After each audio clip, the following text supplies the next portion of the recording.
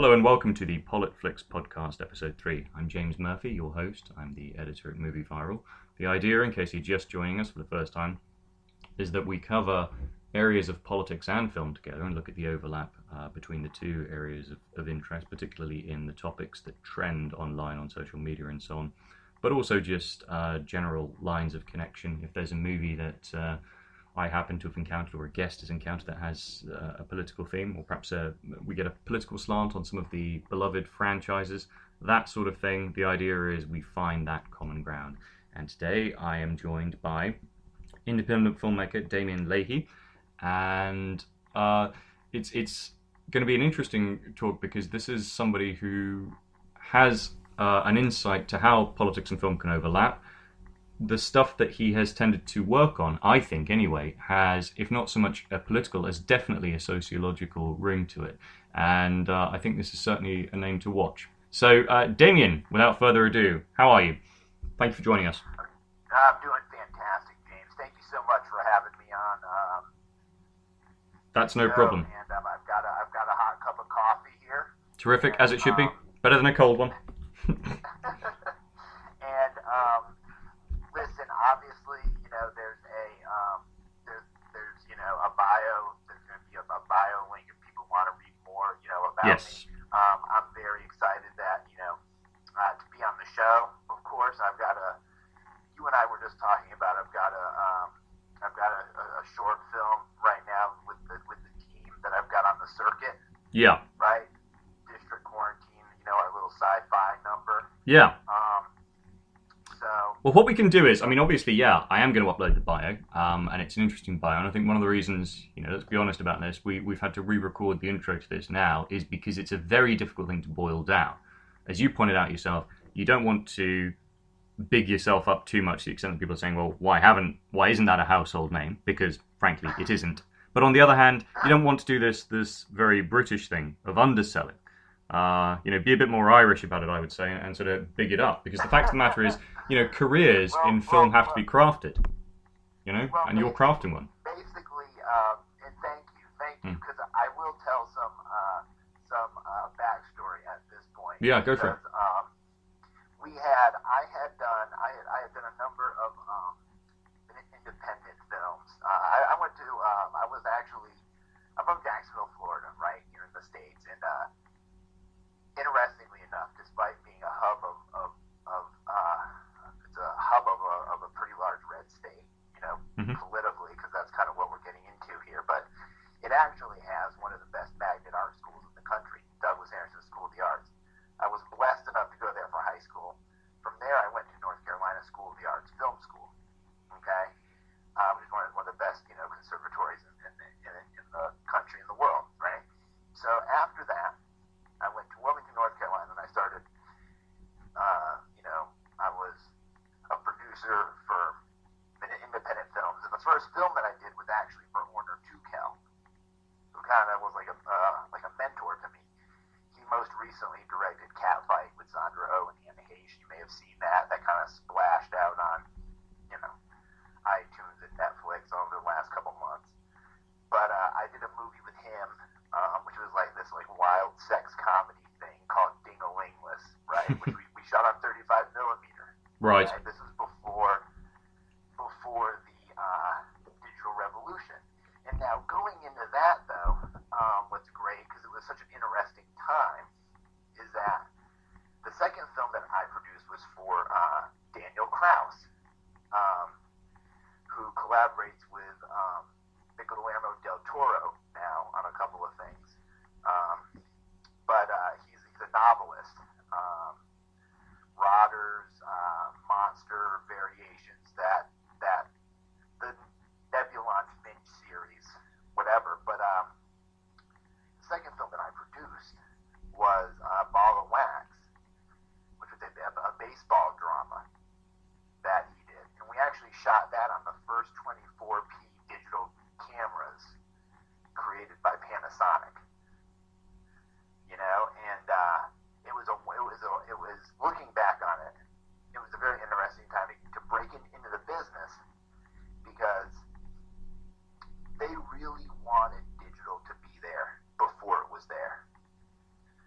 they were really dry heaving and pushing the technology to replace film when the quality was not there.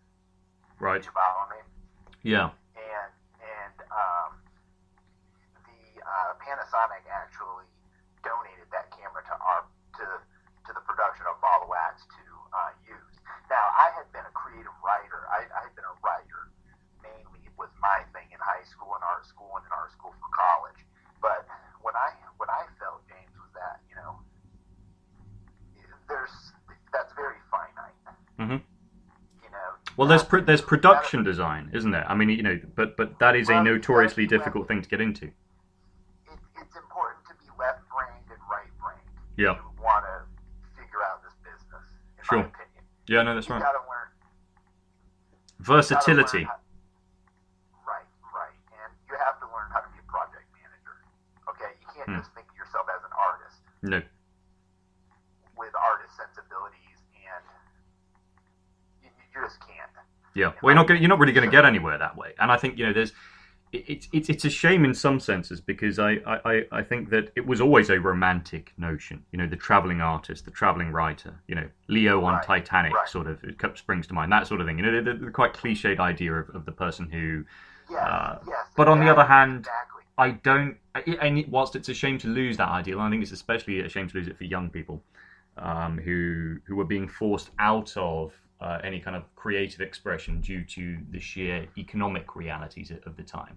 But I think that ever was it thus to some extent, because I think that there's a reason why the ideal of the traveling writer stroke artist is something that tends to crop up in fiction, because the reality is that if you live your life like that, eventually one of two things are going to happen. Number one, you're going to end up selling out, i.e. you're just going to give it up, get a commercial job, or you're going to get discovered because you're brilliant. One of two. There doesn't really tend to be a third way.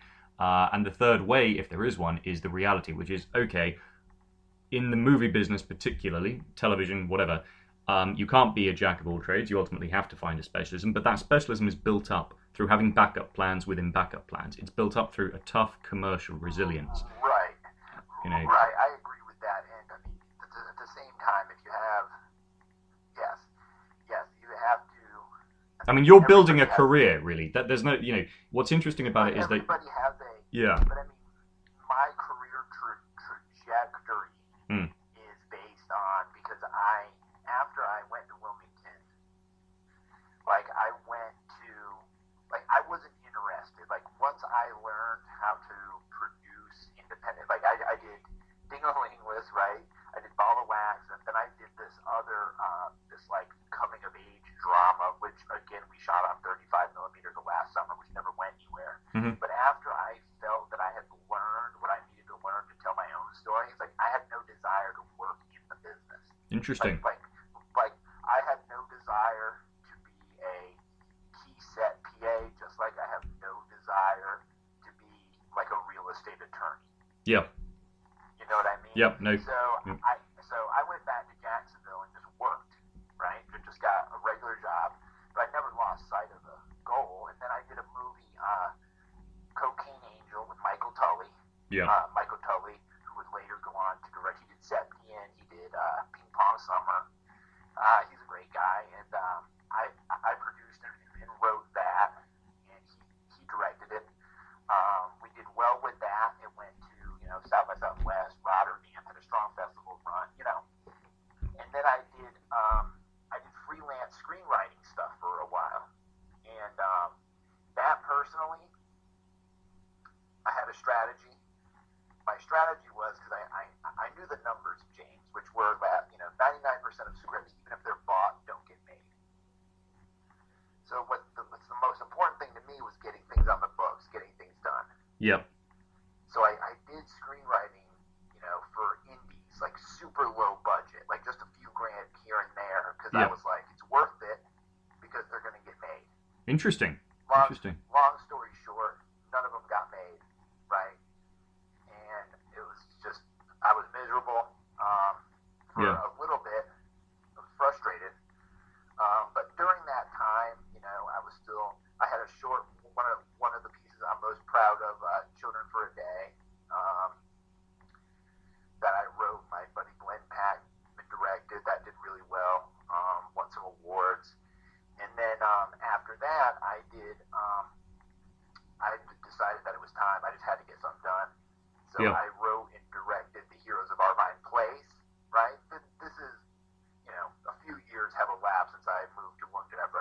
January, so now we're in like 2012.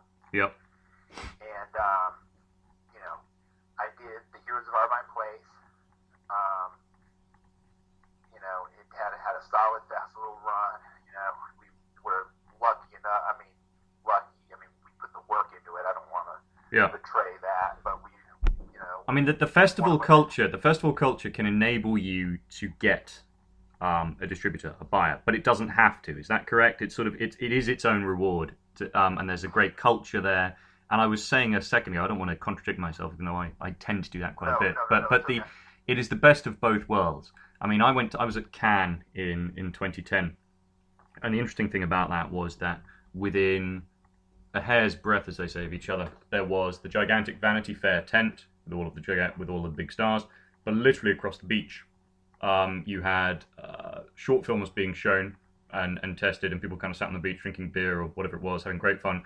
There were two types, and there was actually quite a bit of crossover, more than people think, in the sense that you could potentially, as a filmmaker, choose to have the best of both worlds. You could choose to exhibit something, take a risk, no necessary financial return, but then not a particularly strong financial investment either. And you could, from there, literally cross the beach, stick on a tux, whatever. Couldn't necessarily blag your way in through security, but you could quite easily get an invite to one of the more corporate events. And I think that's the impression that I get from the American circuit, everything from Sundance downwards, is that actually it is possible to be both commercially aware, but not necessarily sell your soul to the empire prematurely, to still get that sense of organic fun. That's a great point you're making. I'm really glad that you made that point, because a lot of it has to do with, I'm really glad you made that point, because a lot of it has to do with what you want. Right? Yes. And so... Well, in my case, I just want lots of money, and I want to be surrounded at these glamorous parties by the best, top, beautiful film stars and so on. But back to reality. No, I genuinely have creative, artistic, pastoral, ecumenical, spiritual ambitions. But no, I think you're the more substantial character of the two of us. I just get that feeling. But anyway, yeah. So you showed it at the festival, and that was kind of its own reward. It wasn't necessary to that was its life, and that, it doesn't have to be accessed or bought or downloaded necessarily. It legitimizes your effort. So, for example, there's a number of festivals on the circuit that you want, to at least hit, and it legitimizes within the scene the work you're doing. And we did that with the Heroes of Arvine Place, with festivals like River Run International and Cuca-Loris and things like that. And then we got distribution for that. And then while I was at Cuca-Loris, doing the promotional work for the Heroes of Arvine Place, I ran into Tara Despain, who I had gone to college with. She's an actress. She was there for a movie that she had starred in, this pot smoking comedy. I forget what it's called. And Tara had acted in a short film that I did in college, film school, Imaginary History of Croquet. So we met up at Cuca-Loris, and then decided that we should work together. And then we went ahead and did Soccer Moms in Peril, which did really well for us. That short, we won a jury award at in Indie Memphis, which is I'm very proud of that. With films, it did these, it did these nice things. Yeah. That we wanted it to do, and then we were going to do a feature called Call Center, which was like a kind of like a sci-fi, like a viral thriller piece, right? Yeah. Now that film wound up not happening, but we still wanted to keep the momentum going. Still wanted to have, you just have to have content, man. And so we went ahead and took from that world we created for that feature, we went ahead and did District Quarantine. So District Quarantine is like a bowling, I consider that like a bowling ball short. It works on three different levels. It works as, as a short film by itself. It works as like an industry calling card piece, and it works as possibly to raise money for that feature if we ever want to do it again. Interesting. Right? So the film becomes a trailer for the other film, which is... Right, but it also Well, Robert Rodriguez did that, didn't he? Because if you look at Desperado from, I think it's 1996, Desperado is, I think, half sequel but half remake of his movie El Mariachi. Right. All they do is they extend the premise slightly, and they take, I think, they put some bigger names in it and so on. But it's a solid can't fail model, because on the one hand you've made a product that can sell on its own merit, but you're also sending out a short. And I think particularly the title you've got. The other thing it reminds me of a little bit is I don't know how to pronounce his name to my shame. Is it Neil Blomkamp? Who's the guy who did the guy who was supposed to do an Alien 5 before Ridley Scott made Neil Blomkamp? Yes. Yes. And he did. He was supposed to do another Alien, but then Ridley Scott decided to make Covenant. He did Elysium. Yes. Yes, is that the movie Elysium? Yeah. I saw that in the theater. That sort of thing. Yeah, he did. District Quarantine is more in the world of it's like more of a John Carpenter. Me and Craig Moorhead, who is my partner in crime. Since the Heroes of Our Place, we've collaborated on scripts. He cuts the pieces. Me and him were just, obsessed with that. The vibe of the 80s. You know what I mean? Like, we were going back and forth, links to, Keith Emerson's scores for, films and Tangerine Dream and John Carpenter and all of that. So District Quarantine is we wanted to use modern techniques. Like, we wanted to incorporate in the piece the professionalism and the state-of-the-art kind of things you see on your average contemporary episode of CSI Miami or whatever show it might be. We wanted it to be contemporary. You know what I mean? But at the same time, we didn't want to shoot it in that ultra-modern style. Yeah. It was paced and shot like Don Siegel. Like, before I went to Los Angeles to shoot that, I watched all the Dirty Harry movies. Yeah. One a night. I mean, what's interesting about those is they are basically B movies on a budget, on a bigger budget. They are disposable, as in, like, they if they didn't have Clint Eastwood with his impeccable kind of movie star credentials, and if they didn't have the tightness, a tight woven storytelling that Siegel has, they are basically just cut and paste, disposable B movies. But that's the genius. And I think if you look at a lot of great movies, household name movies, come back to that phrase I use, household name, a lot of them really are B movies, but they've been given a gloss of a new paint or something. So, I mean, even Raiders of the Lost Ark is a B movie, by Spielberg's own admission, that he's given style. And I'm glad you mentioned that, because what's important, though, is that there's a timeless quality. How do I put this? My cinematographer, Tarina Van Idries, who is, I would not do anything without her. She did the Heroes of Our Place. She did, all of these 3 short films as well. But, with something like Raiders of the Lost Ark and something like Dirty Harry, right? And, Spielberg doing that, Don Siegel, John Carpenter, The Thing, Escape from New York, is that all the shots, all the camera movements are even appropriate to the material, okay? So, for example, in the modern age, the tendency beginning in the 90s with MTV is that you have to draw a lot of attention to yourself in shots and in camera movement, right? Yeah. You get into style over substance, whereas substance is style. That's right, yeah. Okay.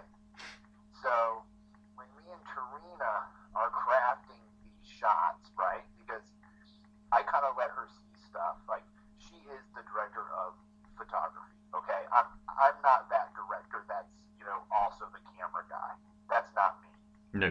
Tarina is the director of photography. But if we're going to move the camera, if we ever cross the line of it being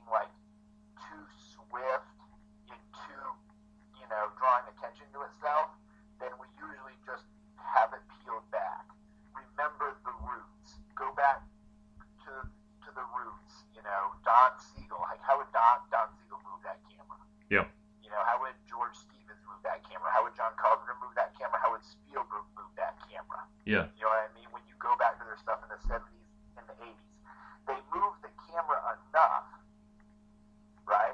Yeah. So that it gets the job done, but it's not like super sped up and super I'm too sexy for my shirt kind of stuff, which I think is it dates your work and it's distracting. Right. Yeah, I mean, because the thing is, I mean, certainly in the late 90s, sort of early 2000s, there was this obsession with, I think, post-Matrix, I think it was, you know, because obviously the Wachowskis, once again, I'm probably mispronouncing, I don't know what it is with me today, but they pioneered a particular style. It was brilliant. It coincided as well, I think, with John Woo's balletic choreography of action. And I'm very privileged to have recently encountered, I think, over Facebook of all places, Christian Wagner, who is an outstanding editor who made a lot of that happen.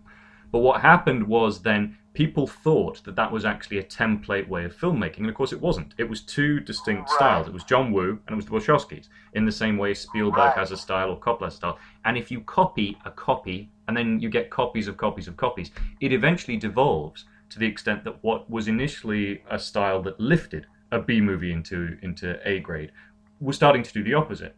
So one of the Bond movies, one of the Bond movies that that everybody hates on, I think it was on the other night, and the other guy I podcast with, Dave Bond, who's like every Bond fan seems to hate this. Die Another Day is one of those of the era where A, they desaturate the negative at the beginning, because that was very in vogue, I think, post Private Ryan, and B, Christian, who was the editor on that, who does some fantastic work between scenes, as in, like, for Die Another Day, for all of its faults, it moves very quickly. You know, there are no lulls. But within scenes, they do this sort of, they've instructed him clearly to kind of enable this sort of slow-mo stuff that just doesn't suit James Bond. It's not supposed to be in Bond. They learned their lesson. Right, but they fell into that trap with the Quantum of Solace falls into that trap in a different way. Right. Go on. Where it's like James Bond isn't Jason Bourne. Yes. So if you make a Jason Bourne James Bond film, it's not going to work as a James Bond film. No. I thought you were proposing a shared universe there for a second. I got really excited. That's a conversation in itself. Because they'd have to fight each other first and then team up at the end or something. Be interesting. If Universal get distribution rights, it could happen. You never know. Anyway, go on. Sorry, I'm interrupting. But I mean, I'm not a James Bond. I'm not a James Bond aficionado by any degree. Well, that's because you have an actual. I think probably you've probably grown out of it rather than, whereas I never grew out of it, that's the thing, but. I guess I never, you're not British. But to go to your point in regards to Die Another Day. Yeah. I think that, yes, when you apply gimmicks, right, when you reduce those kind of, when you reduce those things to gimmicks that you just slap on things without taking into account the emotionalism in the context, then yes, then it just becomes a gimmick, right? But it also it cheapens what you were trying to do, and it cheapens the effect as well. Yeah. You know what I mean? So. And it has to be an original spin. A style is something that is particular to a person. I remember when I was at Oxford, there was a talk at the Oxford Union by John Barry, the great score composer, and somebody thought they'd be very clever and put their hand up and say, "Doesn't your stuff sound the same?" And he responded very quickly, just said, "Yeah, some people call that style." And if you talk about Bond, it's an interesting thing. They had, obviously, John Barry, sadly no longer with us, but he, I think, had decided not to do any more Bonds anyway, for whatever reason. And he never answered that question as to why. I even asked him that question at that particular talk, and I think it was his then wife who came up to me and said, "Why didn't you push him more on that question?" And she was lovely, by the way. But I said, well, because he's a musician, he's a composer, he's an artist, he's not a politician or someone that needs to be pushed on it. But I suspect there may have been all sorts of contractual. Yeah, exactly. I'm going to beat him up. I'm going to do a James Bond. I'm going to confront him in the toilets and say, "Right, why didn't you score any of the Brosnan films. Why didn't you do Casino Royale, etc. for Daniel Craig's introduction? But no, I got the impression that maybe there was some sort of behind the scenes work on contracts or tax or whatever it was, or maybe he was just creatively burned out and had had enough. But they hired David Arnold to, on the one hand, do an impression of Barry, which he does spectacularly well. He can capture the essence of John Barry. But he has his own individual style as well within that, which means that it's never just a copy of a copy. And I think on the one hand, everything is derivative. And whether you're making a short independent movie or whether you are genuinely hitting the big league, having built up a career doing that, because even Spielberg had to start on episodes of Columbo and so on. But you can see even there that he had a style. But even he himself will acknowledge that he owes a debt. But the question is, owe that debt and then add something to it and make sure that you're applying the particular skill of you in a new way. Because there's a lot of Hitchcock in Spielberg. Spielberg owes a hell of a lot to Hitchcock. But it's Hitchcock with a spin. That's very true. You know. No, I'm really glad you say that. And, those guys, I mean, obviously those are complete giants of cinema. You're talking about Hitchcock and Spielberg and things like that. And you know what? If you should swing, if you're going to swing for the fences, you might as well swing for the fences. You might as well try, you might as well go for the guys that inspired you the most. If I'm going to fail, you might as well fail trying to achieve or trying to, match the work of those that inspired you the most. You know what I mean? Like, I'm not going to, there's a lot of independent filmmakers that have made it and has some, rudimentary success, but I'm not going to fail trying to make films like them.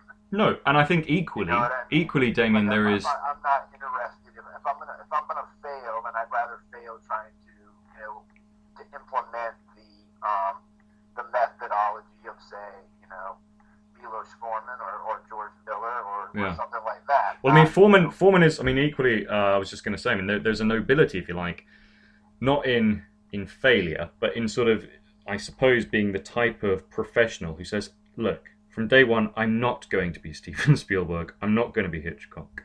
And I think it's interesting that, if people are being flippant, or almost if they're bullying somebody who's about to start making a film, they go, oh, Steven Spielberg here, or something like that, deliberately saying as in you're never going to be that. But there are professionals out there who maybe make commercials or they produce television or something. They're never going to be known because they're not Spielberg, they're not Hitchcock, they're not going to be an innovator. But that doesn't mean that they're not a craftsperson. And at the high end of that level, bearing in mind that there are so many layers to filmmaking and types of not just filmmaking, but professionalism in all sectors. The innovative professional who reinvents a wheel versus the guy who says, actually, I'm not going to waste my time trying to innovate because I know that's not me, but I am going to make money doing this, I'm going to be a craftsman. And then you get a third layer of people who aren't innovators, who aren't stylists, but nevertheless do win Oscars because what they do at a particular time is incredibly competent. So Foreman, I could not pinpoint a Milos Forman style. I wouldn't be able to say, give me a Milos Forman film, it's going to have these elements. Right, but that's what's, but he's still brilliant. Same with Christopher Nolan. This is why I take the piss out of Nolan a little bit, in the sense that there's no doubting that guy is, impossibly talented, that he has a particular vision, and that he is competent, craftsman-like, hardworking, and so on. But he's not quite as prolific as people seem to think he is. He's still incredibly young. He's not, in my mind, one of the innovators necessarily. I mean, okay, yes, he took IMAX to the next level and so on, but I still would be hard pushed, aside from certain tricks with time or score, and he's not even the guy who discovered Hans Zimmer either. Zimmer had been doing stuff for years, so this idea that he's in the same way as John Williams and Spielberg go together. But so I'm not saying that Nolan's not great, because he is, and he will probably get Oscars for Dunkirk and fair play to him and all the rest of it. But if I didn't know who he was, and you just gave me one of his Batman films at random, for example, I'd say it's brilliant, it's substantial, but I wouldn't be able to pinpoint style in a way as if you gave me a Tim Burton, or, even one of the Joel Schumacher ones, I'd be able to say, yes, I can see that. You're getting, I understand that, and I think that's why there's, I think that the stylists have more of that is more appealing when you're younger. Yeah. Because I think there's a romanticism to that, and maybe you want to, aspire to be that. People maybe want to aspire to have that. Like, I think Mm-hmm. You know, George Miller. Look at his resume. Look at Milos Forman's resume. They don't need to have.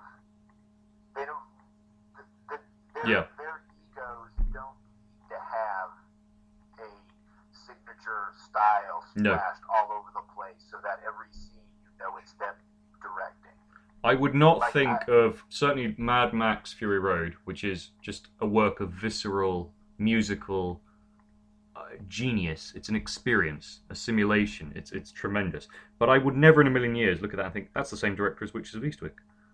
Or Lorenzo's Oil, which is an incredible drama. Yeah, it was very underrated. Guys, if you haven't seen Lorenzo's Oil, that's Susan Sarandon, isn't it? Nick Nolte. That's a heartbreaker of a film, and it's very, very hard to watch. It's a very heartbreaking movie. But it takes a lot of balls to make. I mean, it takes a lot of balls to make a movie like that. And it wouldn't get made today, probably. No, I mean it could be made. Yeah, it would be Disease of the Week on Channel 5. I think Empire Magazine call that sort of thing. Disease. I think Disease of the Week on Channel 5.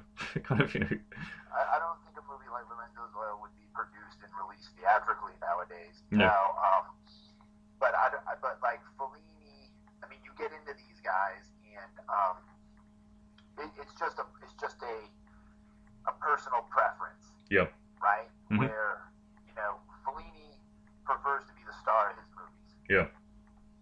Louis Buñuel wants to be the star of his movies, right? Mm-hmm. And I love Buñuel, love Fellini, and I love Foreman, and I love George Miller. It's just that the difference is that those guys want to be the star of their movies, and some guys don't. Yeah. Right? Now I will say this: as huge as Spielberg is, right? Yep. As huge as Spielberg is and how big his brand is, I never get the feeling from Spielberg that he wants to be the star of his movies. Interesting. I never get that from him. I mean, I would have to say, even though he's not one of my personal go-to guys, I think that it's not. I guess it's the money, the amount of financial success he's had. But I mean, I don't see how somebody could why are there never see lists of why he's the best. No.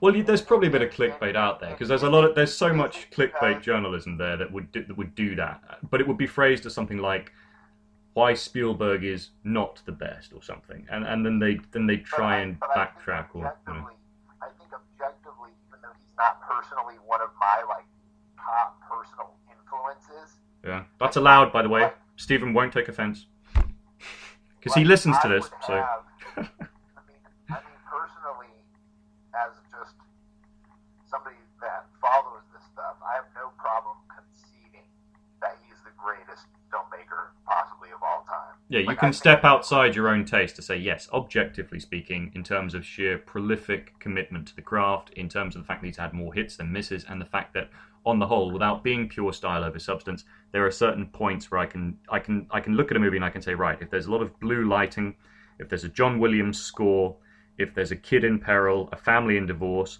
or, equally, if there's a gigantic historical epic dimension to it, and a new slant on that, that's Spielberg. Back of the net. Right. Done. And you have to, and I'm glad that you were, the reason I got into that for a second is I wanted to tie it back to Nolan. Yeah. Because Nolan is another giant, right? He's kind of like a new. It pains me to admit that, but yes, he is. But I mean, he is.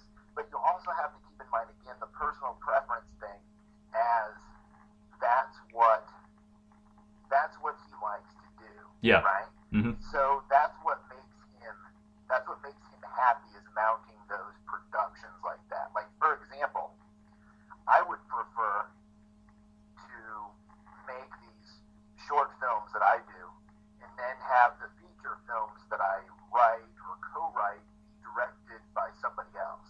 Like, I personally, Damian Leahy would personally not want to be on a set making a movie like Dunkirk. Like, no matter what the glory was, that could be at the end of the tunnel. No matter how much money is at the end of being a Wall Street, successful person on Wall Street, that's just not something that I personally want. You want to enjoy it, you want to have fun. Yeah, if it's not my My motto is, if it's not fun, you're done. Yeah, that's a good motto, actually. I like it. I personally would not enjoy making a War of the Worlds. No. Like Spielberg loves that stuff. Like, he loves that process, right? Yes. Like, Nolan loves that process, right? When it comes to me, I wouldn't love that process. Yeah. Well, I get that. I get that because, like, people say to me, the reason I have a difficulty sometimes with acknowledging the brilliance of certain Nolan works is they sort of say, well, James, if you've been a filmmaker properly, or if you're going to be a filmmaker properly, that's exactly the kind of thing that you'd have ended up making. And they're absolutely right, of course. Now, why didn't I go that route? Well, all sorts of reasons. Why haven't I gone that route? All sorts of reasons. But I would say, yeah, he's making the kind of films that I think I would have made had I had that particular immersion in a craft.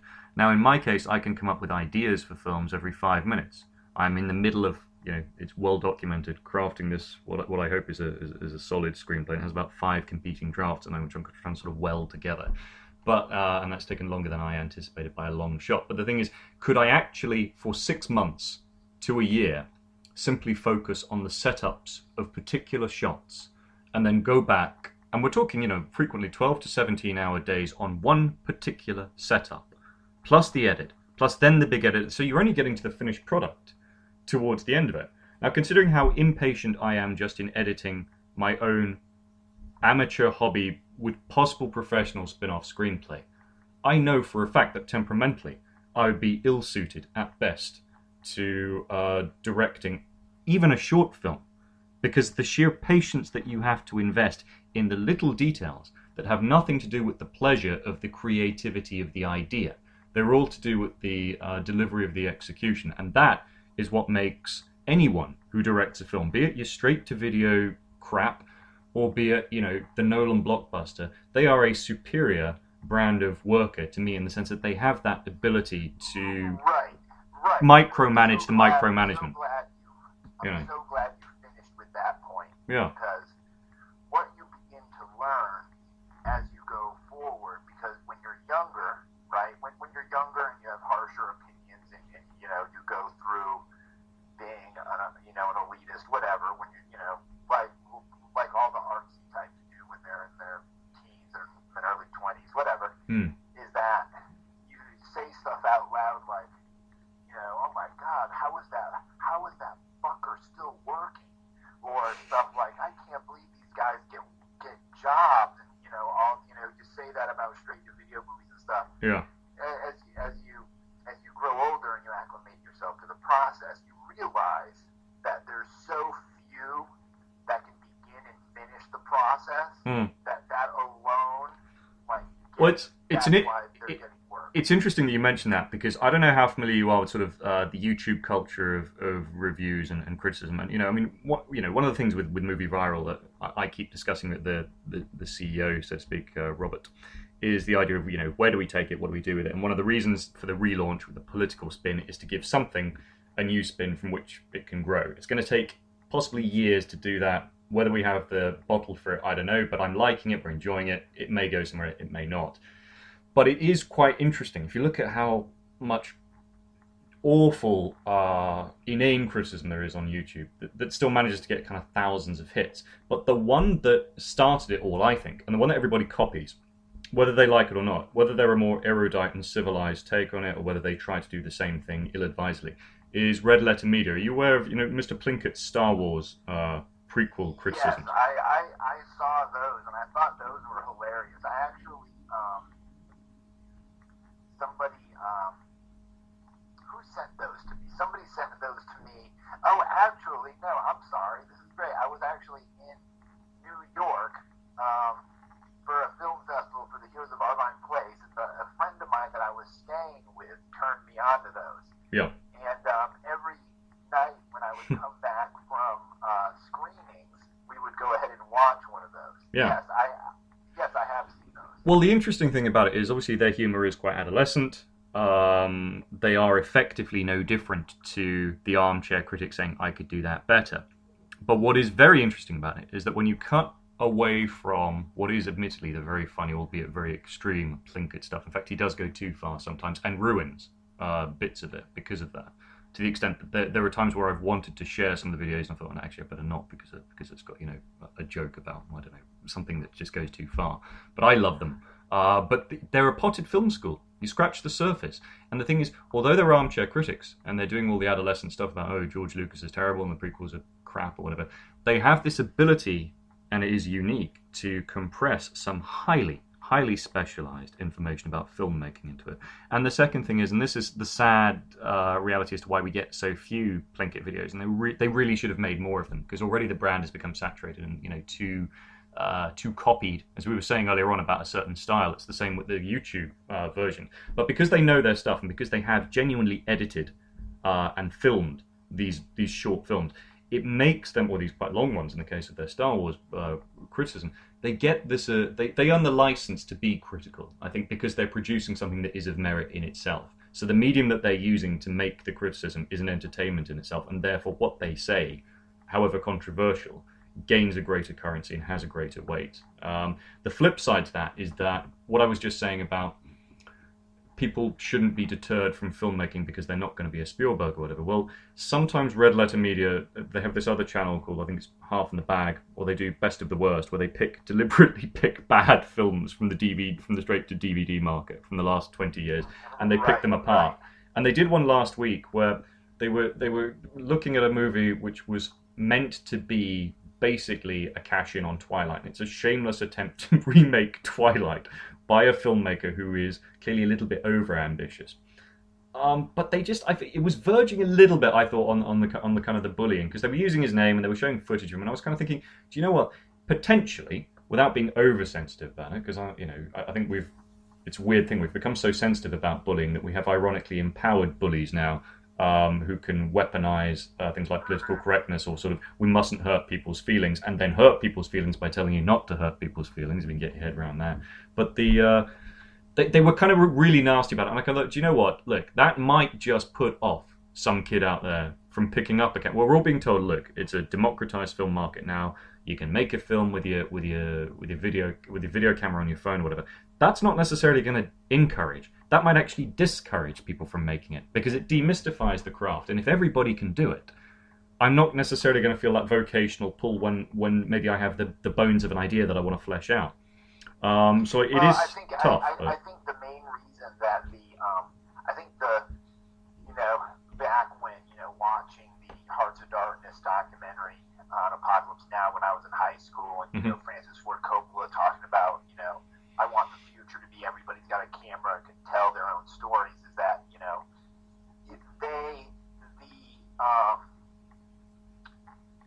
it has been, for generations, it was relegated to the upper class. Yeah.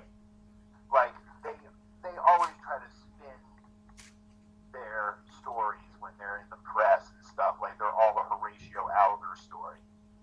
But that's not really the case. So it was largely, a lot of these people came from privilege, from, yeah. And with the access of the technology, you don't have to come from an extremely wealthy background to still, get together with your friends and make a movie. Listen, there's that conversation could go in a lot of different ways in regards to distribution, in regards to making money off of it, et cetera, et cetera. But if we just talk about getting something in the can and being able to show it, it's great that you can do so with, not having to come from spend all this money on film and all of this business, and, you can still get something out there and get something done. And to be honest and talk about that for a second, I mean, this is the best time for making movies, in my opinion. You can get in wherever you want to fit in. There's no longer just one huge pillar of the Hollywood elites, and on the other side, another huge pillar of the independent elites. There's lots of really respected, widely acknowledged film festivals and markets throughout the world that screen all different types of films. So what you're saying basically is that there's no excuse now for not getting out there and doing it. No, I mean, I don't believe in excuses to begin with, but there really isn't now. But the other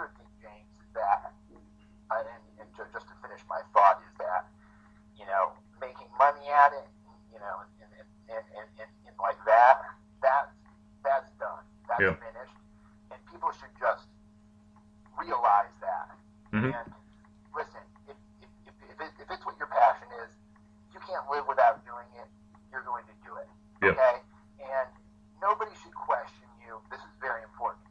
Nobody has the right to question what somebody else's their priority is. Sure. Okay? Yep. And I think it's absolutely insulting that people feel that they have the right to question money that people spend on artistic projects, right? Yeah. That people think they have the right to question that and have an opinion on it. Listen, I've done albums, I've done these films, I get some money, but most of it I work and I finance myself, okay? Wow. I'm not spending, but at the end of the day, I'm not spending more than what the average jerk is spending on a car they can't afford, Yep. children they can't afford, their hunting and fishing trips, their favorite football game. The Yeah. average person spends a few grand a year on their favorite football team. But if I want to spend a couple of grand on a short film, people think they have the right to question me. Yeah. Like, ask me questions like, well, how is that going to make money? Yeah. There is that there is a weird snobbery like that, actually. Like, if you look at online forums or whatever, people also say, you're a little bit obsessed with James Bond or Batman or whatever it is that I happen to, post about. And I kind of think, well, okay, maybe I am. But the thing is there really a difference between that and following a particular football team? Like all these people who sort of say, oh, why are you so interested in what happens in Bond 25? Because I follow the Bond movies in the same way as some people follow a football team. No, I completely agree. One is acceptable and one is not. And it's like, that's the other thing. If I have $4 grand, if I save $4,000 and want to spend it on a film, people think that is strange. But if I was to go ahead and spend $20,000 that I did not have on a car, then I would be cool. That's what I should be doing. Status and so on. I think it's nonsense and I think it's bullshit. And I just really, it's the social politics, I think, but that's going to take years to undo, unfortunately. Right. And I think we are programmed that way. How old are you? Honestly? How old are you? I'm 903. No, I'm 37. Okay, I'm 39. So obviously we've both seen that change radically in our lifetime. Mm-hmm. Well, we saw, I think, the birth and death of the third way. When I was growing up, if you read comic books, you were called a queer. Yeah. Well, you wouldn't even use the word queer today, thank God. But I mean, what I'm saying is that... Or faggot or whatever. When I was growing up, in my generation, it wasn't accepted to be into nerdy things. Like, you got made fun of for that. Yeah. No, that's right. And nowadays it's the reverse. You're almost made fun of... I mean, I'm contradicting myself again because there are people who say, well, James, why do you follow such and such film franchises? But on the other hand, the bullies now online, in many cases, the people who have the power are the people who were yesterday's nerds. And today the word nerd or geek or whatever is regarded as almost a badge of honor. Now, I do not invite those terms. I don't want them anywhere near me. I still have an element of innate snobbery about it. The point that I'm making, though, is that we've seen a remarkable amount of acceptance and acknowledgement. Sure, it's still not quite there yet, but it's getting there. I think we need to be careful of it not, as I say, a bit like the political correctness thing, flipping to the other side. I do not want to be answerable to the particularly nasty elements of the so-called geek underworld. And they are there. And you go on any message board forums, you look at trolling and so on. The so-called fan can be a really nasty piece of work. They can be lovely too. I mean, I've been at comic conventions and so on just to cover them where they've been lovely guys and girls dressed in whatever costume. But I've also been on the receiving end, certainly when we first relaunched Movie Viral, of some of the nastiest obsessional kind of fanboy hatred because you gave a film a review they didn't agree with or something. And I think that's what's interesting is that on the one hand, there's been the democratization of not demonizing people who are interested in things. But on the other hand, the people who are themselves enjoying that reversal of fortune are in severe danger of tipping the balance the other way. And that comes into politics a little bit in the sense that things are cyclical. And so people who are confused by why the world turned its back on the third way. Why do we have Donald Trump and the White House? Why did we very nearly get Jeremy Corbyn in Downing Street in the UK? Extreme left, extreme right, that sort of thing. Well, the reason is simple. People got bored of the third way brand. It saturated itself. It didn't refresh. People kept copying and copying and copying. A bit like going back to the film thing. The third way was an interesting, fresh, new take on politics. But that wasn't the same as to copy Tony Blair or to copy Bill Clinton was not being genuinely third way. You needed to have a fresh spin on it and use it appropriately. And what happened was that we were getting clones and clones and clones. And people got bored.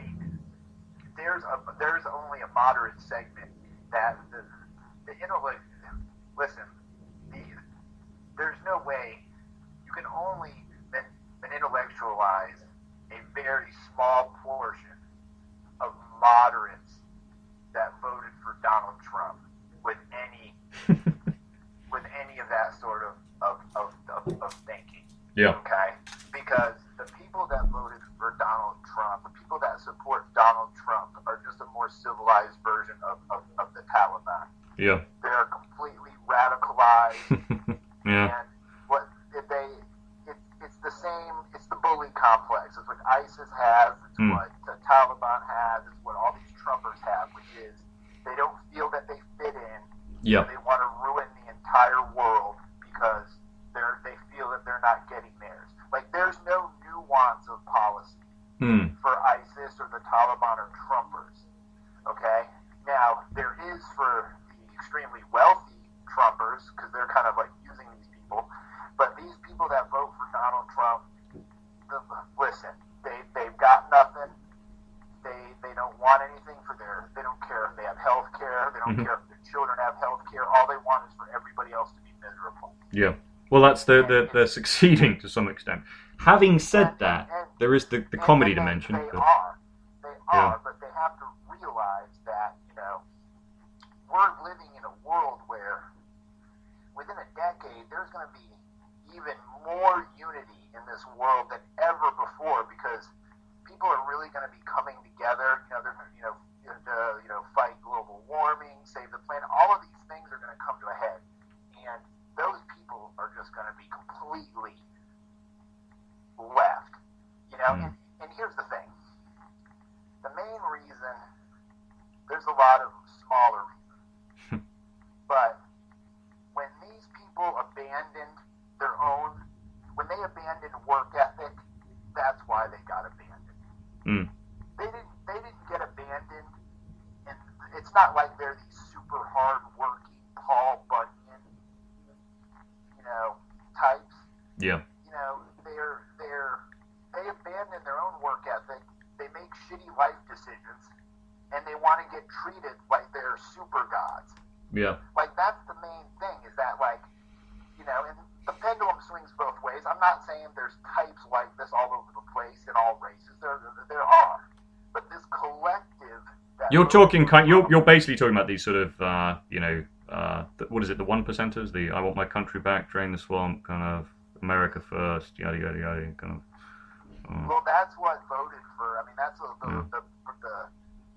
they're more than 1% because they voted for Trump, and they still support him. So... If I play devil's advocate on that for a second, and I only do this in the interest of balance, I suppose. I noticed that, I don't defend him publicly, obviously, or at least I try not to, unless I'm just feeling particularly provocative. But what I do notice is this: a lot of the criticism of him is literally criticism of him, if that makes sense. And it's not... I don't actually see a great deal of substantial, objective, empirical measurement of what he, as a president, bear in mind he hasn't been president that long, has failed or is failing to do. And equally, I think with something like the Charlottesville tragedy, what he didn't get, and I genuinely believe this is just him being kind of pig ignorant about the forensics of language that he just doesn't get at a constitutional level or otherwise. What was needed was a very sharp, quick statement about that particular event and the right-wing role in that, and leave it there. But like a spoiled child, when he was told, actually, you can't talk about anything else here, Donald. His advisors clearly giving him a speech saying, look, you've just got to talk about this one thing. It was almost like he was resenting being told what to do, rather than the fact that he was standing up for the right wing specifically. And I think what's interesting just about how people perceive him is that they think of him as this villain who is dangerous because of what he represents or because of what he thinks. I think the danger is actually because of the fact that he doesn't have a particular ideology. I don't think he is actually the big baddie that people make him out to be. But because he is so temperamental, and because he is quite childlike, and because he seems to think that the Constitution is really, pick and mix, cut and paste stuff that you can do an executive order just when you're in a bad mood, that's going to bring him down eventually. And I don't think that in the intervening time he's actually going to press any red buttons or do anything that can't be undone either after he's gone or even while he's there. Because as Arnold Schwarzenegger pointed out about the Paris Climate Accord, that yes, it is of course very bad that he is leaving, but ... And he goes on to talk about, Schwarzenegger went on very skillfully to talk about the fact that, look, America has local opt-outs. Your governor, your state, can say, we're going to adopt our own environmental sub-laws and bylaws, and those can honour the spirit of the Paris Agreement, and Trump can do what he wants at an international level, and it can be undone when he's out anyway. So, yes, I get the feeling that his being the figurehead for America is hurting the perception of the country. It's hurting, I think, the way people feel about themselves. I think there's a reason people maybe venerate, idolize Obama to the extent that they do, just by virtue of contrast even. But I also think that there is a danger, and I mentioned this earlier on when we were talking, is the idea that those who are talking most actively about compassion and about trying to use that against Trump frequently fall into the trap of simply going after the man and his character, or generating a meme about, oh look, he's got a stain on his trousers at the golf course or whatever. If that's the level of precisely, and I think if that's the level of criticism, that's why he's in power, frankly. Right. So it's really I'm on the same page with you in regards to that. Is that I've stopped, and I'm tired of, just like you are. And I almost think that people are almost living in denial of just how rotten to the core a lot of their friends and neighbors are. So they're just going to be polite and not say anything around them and bash Donald Trump. And the thing is, however childlike, I got an entire week's worth of laughter and entertainment out of his Afghanistan speech. So this is one of the reasons, a part of me actually wants him to stay on just a little bit longer before he can do any real damage, that is. But he goes, there was this big thing, we're going to make a big policy announcement about Afghanistan. And I was thinking, wow, this is going to be really complex stuff. And he stands up and the troops are sat there just looking, on the one hand, confused, but also almost relieved, because he says, we are going to kill terrorists. And that's it. That's it. And you just think, well, on the one hand, it's childlike simplicity. On the other hand, if you're in the battlefield and you've had years of trying to achieve an objective, and you have a commander-in-chief who, on the one hand, is comedically sort of debasing the previous authority and the diplomacy, but on the other hand, telling you exactly what you need and want to hear. And bear in mind, this was in a week where we have had 2 or 3 more of these randomized attacks by these brainwashed terrorists, who, many of whom don't know what they're doing anyway. But the fact of the matter is, there is a hand that holds the whip somewhere. And there are these training camps still in places like Afghanistan and the Middle East, and they're very difficult to go after. And if you're a military person, rather than political, bear in mind that we were talking, in the same way as we were talking about filmmaking, there are different kinds of filmmaker. Well, a military brain is basically, well, of course I want there to be a morality and a diplomacy, that founds what I'm doing, but ultimately I'm a forensic killer or problem solver, and if you say, look, there's a bunch of bad guys, wipe them out, do it, I'm going to feel almost a sense of relief in that, even though the world, of course, isn't that simple. Geopolitics isn't that simple. But Trump, in a way, on the one hand said something which is very undiplomatic and very, perhaps ill-expressed, but on the other hand, because that's what they were there to do, and that's what they are there to do. And I can laugh all I want, but maybe I'm laughing because I'm thinking, actually, it's mind-numbingly simple. It always was. You give that directive, and you have the sense to sort of say, well, actually, the planning of that, the execution, in both senses, is down to the people who are the military. And I think that is one of the things that maybe he continues to do an okay job on, is saying, yeah, I do respect the military, and I think we should probably give them more support. But that's a world of difference yet again from, oh, he's evil, he's going to take over the world. I mean, one of the things, I know you're not a Bond fan, but I did plan on discussing this a bit. Bond 25 is now a done deal. It's happening. They're already in pre-production, as I understand it, I think, for May of next year to begin filming. I'm thinking that I would personally love if Bond 25 was the last Bond film. Well, ever. Ever. If they said after 25 films, if they said this is going to be it, this is the last Bond film. I've been watching Bond films since I was like 8. Yeah. And I've watched almost nearly all of them several times. Yes. I've given them a chance when I was 9, given them a chance when I was 11, up to the fact that I'm 39. I only enjoy like 5 of them. So to me, if they've got a track record of 5 or 6 being good and the other ones being, I can barely get through them. Yeah, but I think, as I say, that there's an element of. So if they announced, if they were like, you know what, we're going to give you guys all a break. Mm-hmm. After 25 films. Yeah. And granted, like, I'm not getting into it as a Bond guy. So I'm not a Bond guy. I just watch them as movies. You know what I mean? And sure. Yeah, you're not a franchise obsessive. But I mean, it's interesting. There is always, I think, the reason we'll always want Bond to some extent is the nation, the world. I mean, Britain obviously likes to have Bond around because it makes Britain feel good about itself.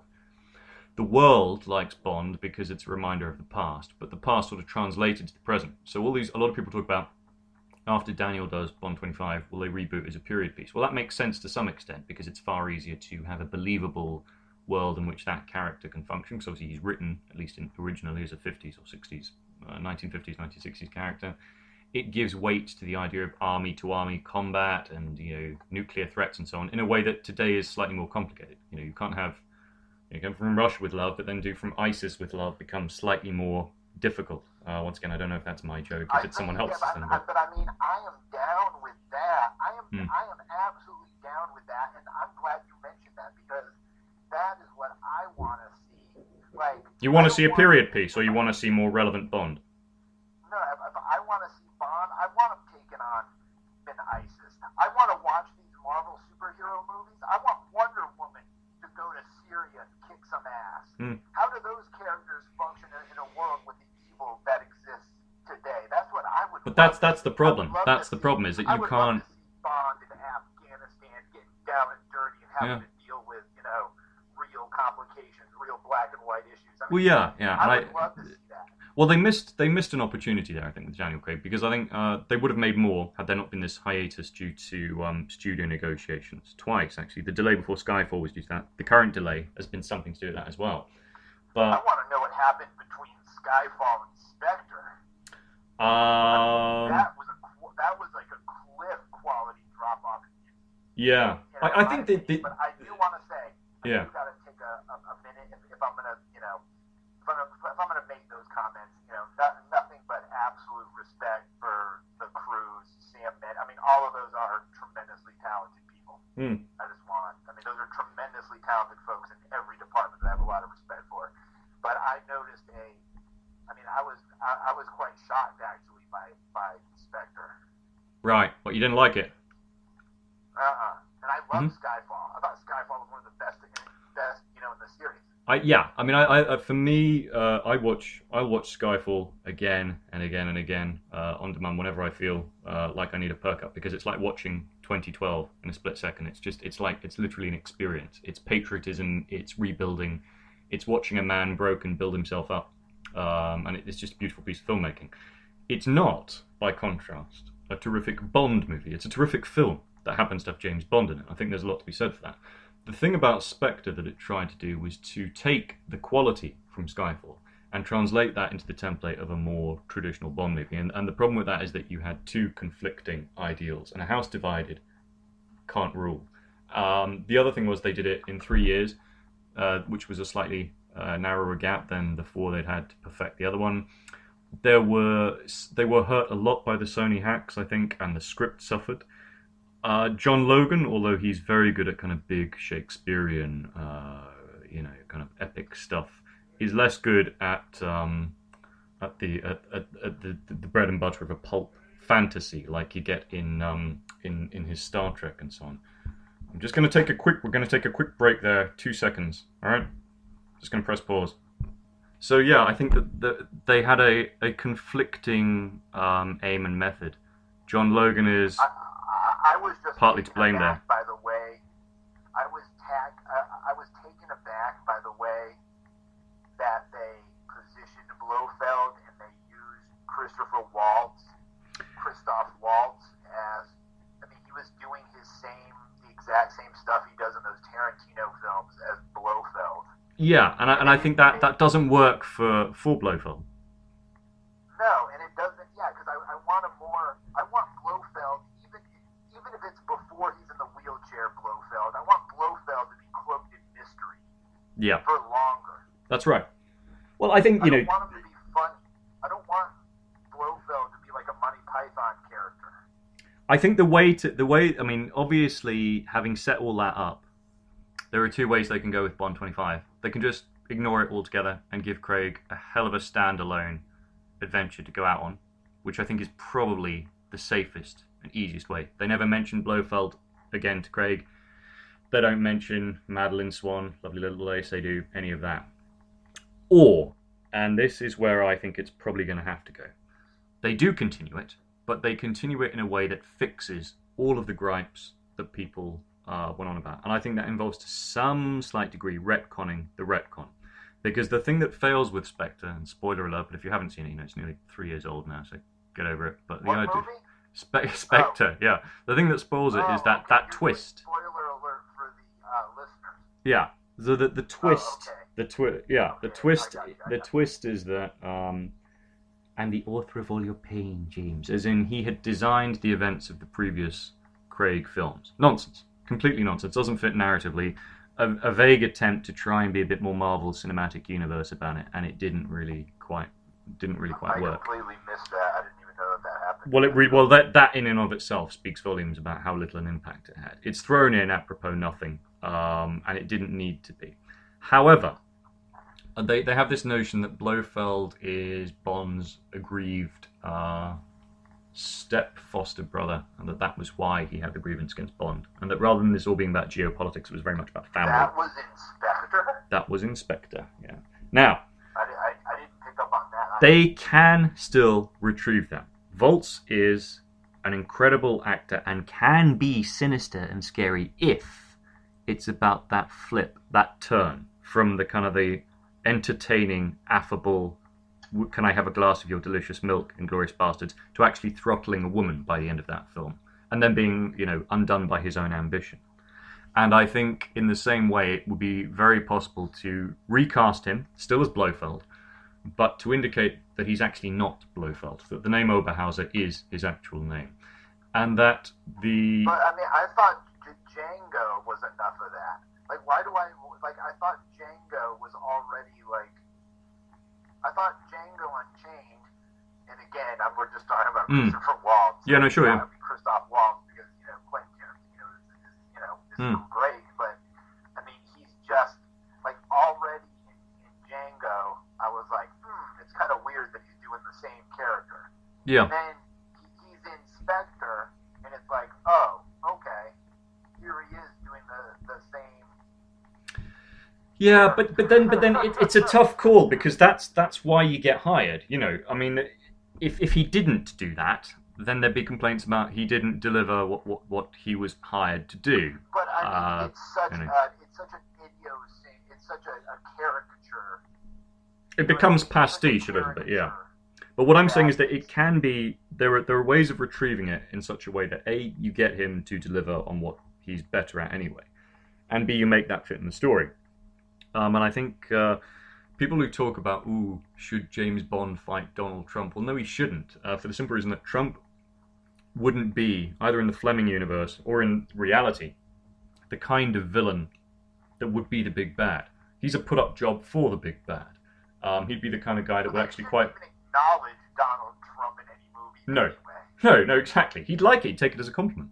But in fact, he'd probably get on quite well with Bond, and vice versa. But he'd be the kind of guy who would be sort of a subsidiary villain for Bond to sort of infiltrate and then get to the big bad. And I think in exactly the same way, you could very easily get Waltz to really ham it up as this so-called Blofeld in Bond 25, who's giving away information having been interrogated and left, right, and centre. But the final twist is that Spectre, and indeed he, are something of a fiction, even the name Blofeld. And you could have quite a, I've said this before much, I hate the phrase, but I'm going to use it here, metatextual comment, a bit like Iron Man 3 did with the Mandarin. Did you see Iron Man 3, the Shane Black? Yeah, of course I did. I've Yeah. seen that a few times. I like that film a lot. Well, yeah. Very funny. Yeah, and in that movie, I mean, I hated it at the time, but it's grown on me. What they managed to do very skillfully, while still giving a pulp, harmless, disposable, kind of tonally illiterate action-adventure comedy, they make a very serious comment midway, which is actually that there are always threats, but we have this desire, this need to put a face to them, to have an organization on them. So the person who invents that is actually doing the world a massive favor in some sense, because really the enemy, particularly today, is the person who crosses the road, gets into a white van, and at random mows somebody down. Yes, they're following nominally this perverted ideology of ISIL or whoever, but there's no hand that holds the whip, so to speak, that's telling everybody to do all these things, unless you are a believer in a more cohesive conspiracy. Obviously. So, That's a great point you made, is that unrelated acts of violence under some umbrella like that is certainly scarier yeah. than, you know what I mean, if you just have if you just like can easily connect from point A to point B. Sure. So the trick with Bond, as it always is, as it always has been, is to somehow, in an apolitical but still relevant fashion, to tie those threats together, to talk about what the world is worried about, to put James Bond in the middle of that. And if they need to reuse Blofeld and they need to keep Waltz, terrific. But have it so that, A, it's left ambiguous as to whether this Blofeld name is even relevant. Second, undo somehow this nonsense about he was the author of everything that the Craig Bond had been through, because that needs to be fixed. They can just say he was a Walter Mitty who was claiming that. And then maybe have Bond face a self-contained threat that Blofeld is either connected or unconnected to, and the message, the moral of the story is actually what we're facing in today's world, and what Bond can still help with is the uncertainty, is the lack of that. And Skyfall began to get there. And that's why Skyfall is the superior movie, because they actually call it that. They say, look, the world is not safer. It's more dangerous because we are nominally a freer place with less blocks of powers competing. No, I mean, I would completely agree with that, and that's the sort of socio-political messaging that I think would be responsible for a modern James Bond movie to address. And I mean, in regards to that, though, I do want to mention the movie, political movie that you want me to bring to the table for this podcast. I know, we didn't get there. I'm going to finish with just one point on that Bond thing. Okay. The twist. And I think they might be going here anyway. It's just a feeling.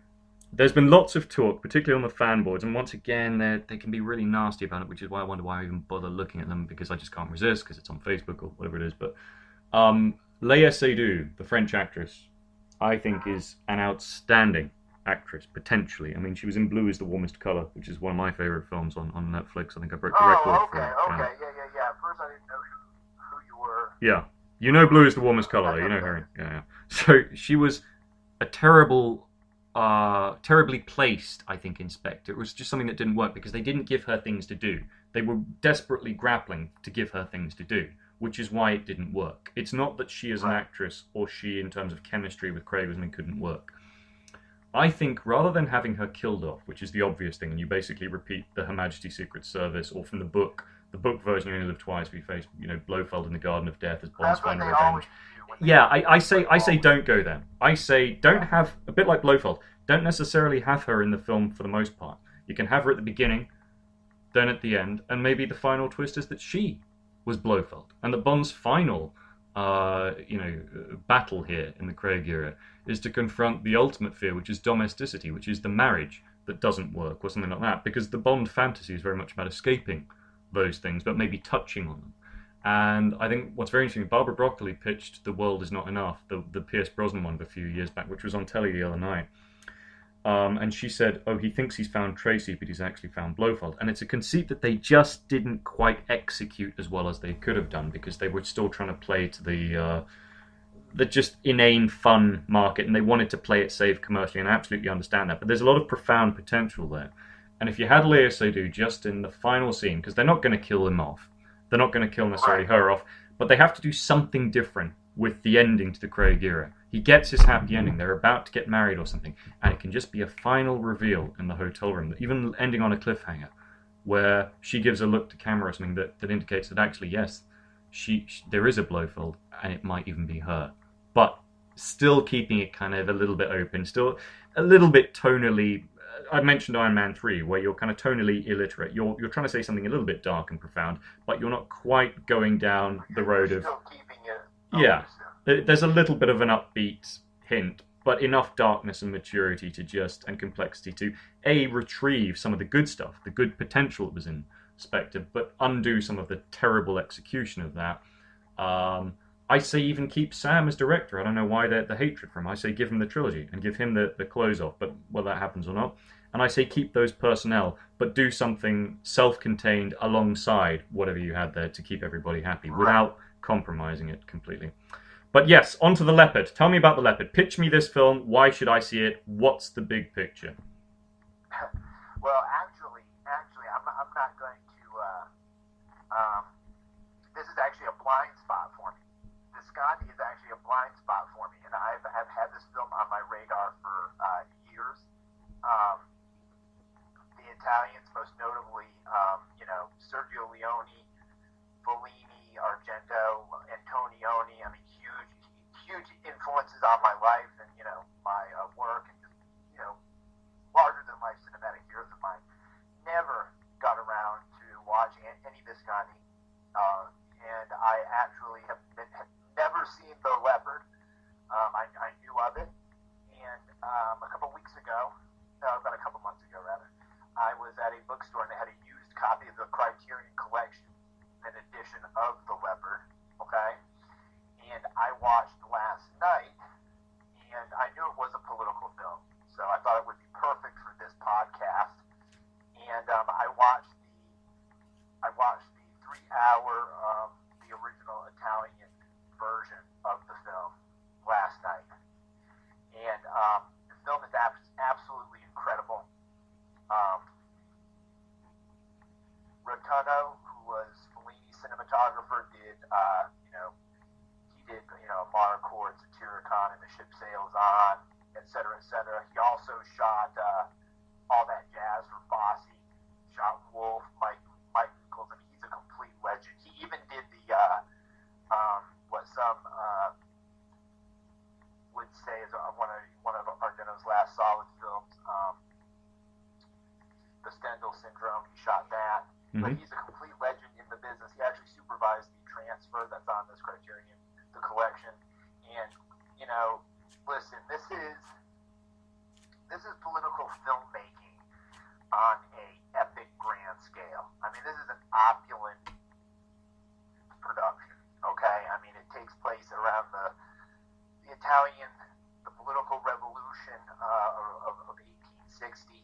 Okay, Burt Lancaster is the prince, this patriarch of this,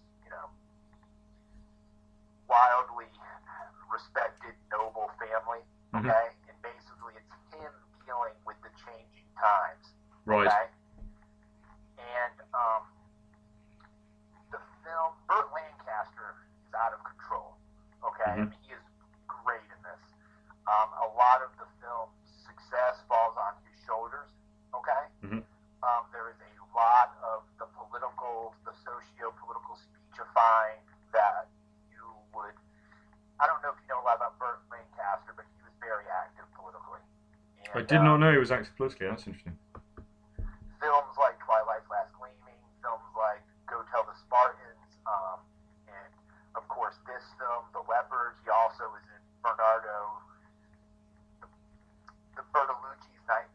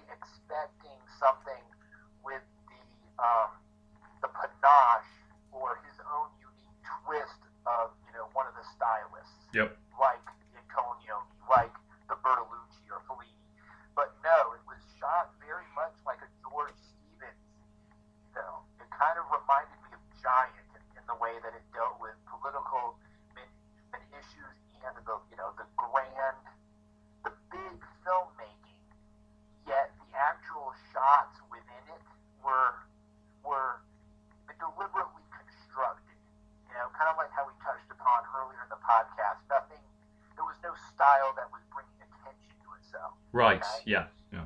And it was a successful grafting of some of other techniques onto something that suited it, rather than just copying for its own sake or trying to say, look, I've got something original, look at me. Right, and it's very like Giant, like George Stevens. Films like How Green Was My Valley. It's like really big. So it's 3 hours long. It's incredibly substantial, but it's like having a steak dinner. You're going to benefit from watching it. It's got political merit to it.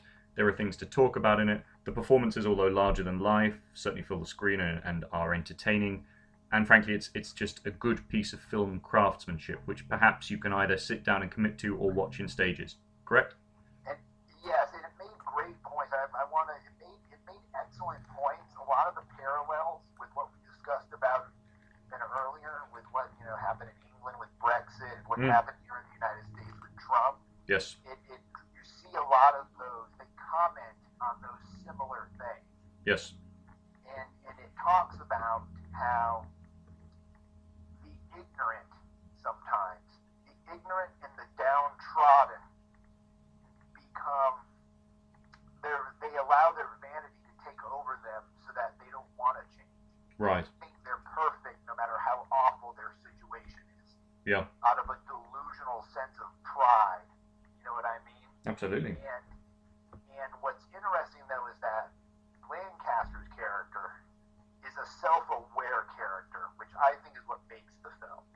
His character is self-aware in that he understands what's happening around him and where he fits in and where he doesn't fit in. And that's what makes his nobility even greater, but makes the tragedy even greater as well, is that he's aware enough to understand as he's interacting with younger people. When he's interacting with people his age, there's a weariness to him because they don't understand how significant the events are that are unfolding around them. He is aware of it. But a tragic irony then, yeah. Yeah, and it's got a lot of weight to it. Like I said, again, a very literary quality. Yeah, that sounds pretty Shakespearean. I mean, you take a character like Richard II, not Richard III, who's actually almost pantomime, but Richard II is a weak, insipid king who unknowingly, through his indecision and through his sort of hysteria, changes the very course of English history. And the ultimate victim of that is himself. And he only realizes that at the end of the play when he's facing his own death, if you like. Yes, I'm glad you mentioned that. It's very Shakespearean. Yeah. And it one of the points it reiterates, and going back to also what's going on in the modern world today, is that everything has to change for everything to be the same. I like it. Yeah. It reiterates that at a couple Cyclical. of different points where it acknowledges that the pendulum between light and darkness, good and bad times, it's never really swings that much in one direction or the other. If you look at history and time overall, things will swing one way for a while, then they'll swing the other. Yeah. It's people's duty to make sure that it doesn't go too far in one direction or the other. But ultimately, things change dramatically just for them to go back to being the same again. Yeah. Like there is no abolishment, just to talk on a large scale. There's no, anybody who's out to abolish, all bad things, that's naive, right? Yes. You've got to push the pendulum enough the other way so that you can't have darkness taking over. You know what I mean? Like, a third way. I mean, that's, and I think that's once again an overlap with between politics and Star Wars. In fact, I plan to do an entire cast now with Frank Mangarelli. Yeah, of course. I love Frank. The passionate defender of the prequels. Well, one of the things I think they're moving towards, interestingly, it could be interesting with a director like Rian Johnson on the forthcoming episode 8, is the idea, well, actually, it's not the dark side and the light. There is a third way. There is a kind of a side which acknowledges that if you try and be completely good, you are in effect waving your arms out to the bad. And if you try and be completely evil, you are creating a market for the good. And therefore the strongest of force user will be somebody who can be neither one thing nor the other, but a little bit of both, and yet still be distinctive. And I hope they do go that way. I suspect that might be a bit too... it's more pragmatic. Yeah. It's more pragmatic, and it introduces, I think that those two movies, the Attack of the Clones and Phantom Menace, I can't really do that. But I think Revenge of the Sith is a really good Star Wars film. No, it's good. But, we've got to say it like Palpatine does it. Good. But I like the fact that I like the politics behind them. You know what I mean? Absolutely. So, and I think that there's an element of sort of saying, well, look, Star Wars, the originals, are about the war, and the prequels, obviously you couldn't call it Star Peace, but they are about, if you like, the dangers of a complacent peacetime, where everything seems hunky-dory. But gradually you get this devolution into a manufactured war, which then creates a consistent state of war, which in turn defines the entire universe morally as something that is, about war, as in the implicit becomes explicit. And whilst that's undesirable, it is almost as though we subconsciously create these things. I mean, go back to Iron Man 3, we create our own demons. We need sometimes a villain to come forth who harnesses the hatred, I can feel your hate, such that it gets expressed, it gets its 6-year, 10-year, maybe even 30-year cycle in politics. It then is ultimately upstaged by something else, which in turn gets upstaged again, and so it continues and continues ad infinitum. The revolutionary becomes the hated dictator, and so on. Right, absolutely. Those cycles are certainly... And much as I hate the fact that they call that out explicitly in The Dark Knight does, yes, though it pains me to admit it, does express that very well in the character of Harvey Dent and his kind of rise and fall and so on. And the parallels with characters such as, I suppose, the Kennedy family. I mean, John F. Kennedy is to some this venerated hero.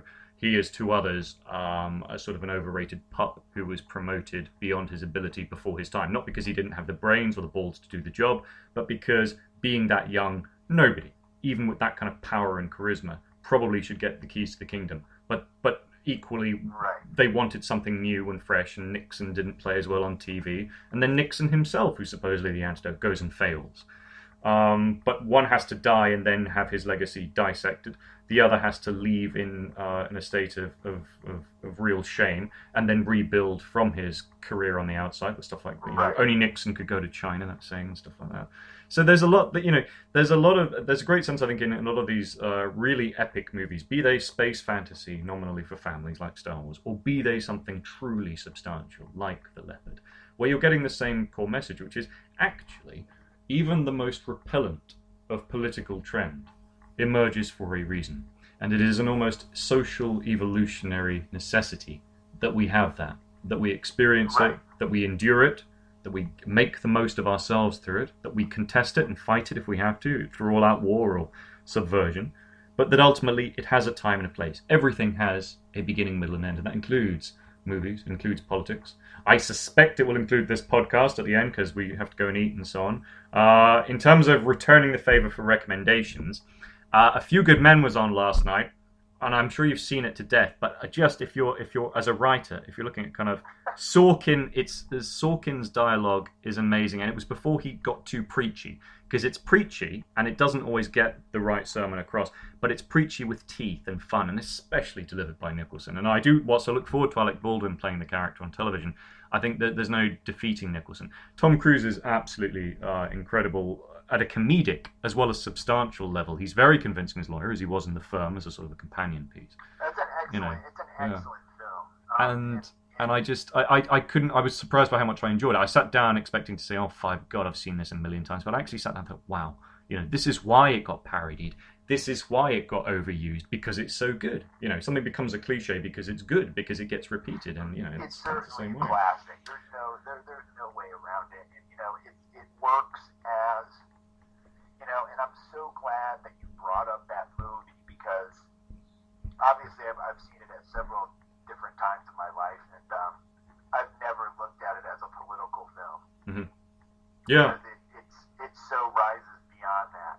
It's so entertaining. It's timeless, I think, in some senses, because the motif is about, should somebody be a bully if they are entrusted with a job which by its very nature is dangerous? Colonel Jessup makes some very interesting points. It's just the fact of the matter is that he is a bully, and the bully needs to be taken down. But on the other hand, had they been at war, I think Jessup's argument in A Few Good Men would have a lot more weight to it if Cuba at the time had been an actual war zone akin to something like Afghanistan or Iraq. The fact that they are in this sleepy town. So the implicit kind of subtext is, well, really this happened because you have a bunch of soldiers who have nobody to fight. And that war with Cuba, you're not actually going to see any action. And that really he's bullying people because there isn't a person to fight. There isn't. And he's delusional in thinking that he's, the last line of defense. So yeah, it's timeless and timely. It's great. The performances are fantastic. The dialogue is excellent. It's very 90s in its atmospherics. You can see all the visual tropes. People doing all-night workathons with Chinese takeaway in those lovely little cardboard boxes that sadly we don't seem to get very much in the UK. They have. I mean, all the details about that film, every way that the film is constructed. Yeah. And Semper Fidelis, the use of the Marine scene, all the character roles, whether it's Kevin Bacon, whether it's Pollock, whether it's Demi Moore, whether they all are vital, they're all used appropriately, they're all fleshed out, and all their nuances have become things that you see other writers use today. That's right. Yeah, I really believe it's masterful stuff. I'm really glad you brought up A Few Good Men. I expected you to mention that one. Well, it's one of those that just happened by accident. Another one that happened by accident, which I'll just plug here, was called The Time of Their Lives. I just happened to see it literally just randomly. I picked it on Amazon. It has Joan Collins. We're talking about being timeless. This is somebody who at every stage of the career has managed to just endure and still exude at whatever age an impeccably English kind of movie star charm and glamour. And behind the scenes actually did incredible work politically for things like, salary. Because there's this relentless debate about, male versus female star salaries. Well, Joan Collins actually took a stand on that, and it nearly cost them Dynasty. She says, well, look, I should be paid as much as the other stars. And she, it's stuff like that she's done something discreetly with a little bit of class behind the scenes. And whether she is featuring in sort of a 70s soft porn like The Stud and the Bitch, which, I may well have seen, possibly, by total accident, and they are quite, they're good pulp thrillers, the Jackie Collins ones that she was in, and she once again has some style in that. She's turned up in a lot of television. She remains vital, and I think I talk about ageism and a lot, and aging. That's somebody who obviously is very open and honest about the fact that it's not easy to age, but at the same time that doesn't mean that you give up, and you keep fighting for your relevance. She's a tireless worker. Yeah, and sexy. She may be 80 something. Maybe that's a little bit too young for me. I don't know, but she's also spoken for, sadly. But but there is something. Just I saw her. I saw her in Panto a couple of years ago. She very kindly did a Panto, I think partly for her grandchildren because they liked pantomime, and it was Birmingham, and I saw Kylie Minogue in the audience, and I must be hallucinating or something. But then I read in the papers the next day, Kylie's a huge Joan Collins fan. Thinking if they're doing this Dynasty reboot, which is another reason I mention it, and the fact they haven't brought back Joan Collins or got Alexis Jr., get someone like Kylie to play Alexis, the next generation. Or Sienna Miller. I don't know who the next Joan Collins would be. Probably someone like Sienna Miller. There is no other Joan Collins. There's just Joan. Get her to come back into this new Dynasty reboot. Reboot the reboot if you have to. Just make some fiction. Maybe you should do one of those online petitions for that, James. Yeah. Well, yeah. Why not? Get them all back. Get them all back. The whole team. And that'll work. And I'm hoping to see Logan Lucky in the pictures this week because I've seen the clips. I think Daniel Craig looks hilarious in it. People who are saying you've never seen him like this before forget that he was a professional actor for years before Bond, and that he was a character actor who did faces and voices and all sorts. And I think it looks like Ocean's 11 with a bit of grit and a bit of substance. And I've heard really good things about that one. I made it to the theater and I saw Detroit. Yeah. Any good? I thought Detroit was,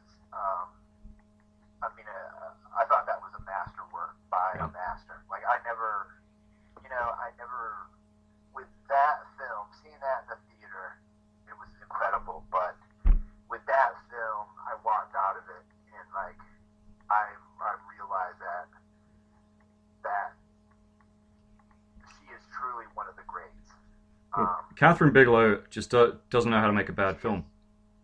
I think she is now one of the greats with that film, followed by Hurt Locker, followed by Zero Dark 30. Yeah, and they're political and they're substantial, but they're entertainments. They're thrillers. They work as thrillers. Detroit is something that I've never. I went out of my way to not watch any trailers for it or read anything about it. I just went and saw it, and it was, on every level. Yeah. It is the work of a master. Well, it has John Boyega as well, doesn't it? And he is, I think, one of the most promising actors to emerge in recent years. This is a guy who, we talk about the social politics again, this is a guy who was in the same school. There was a tragic death about 17 years ago of a child in the UK called Damilola Taylor. Well, the world, not just Britain, stood still at that point. It was just hurtful to see it. Boyega went to the same school.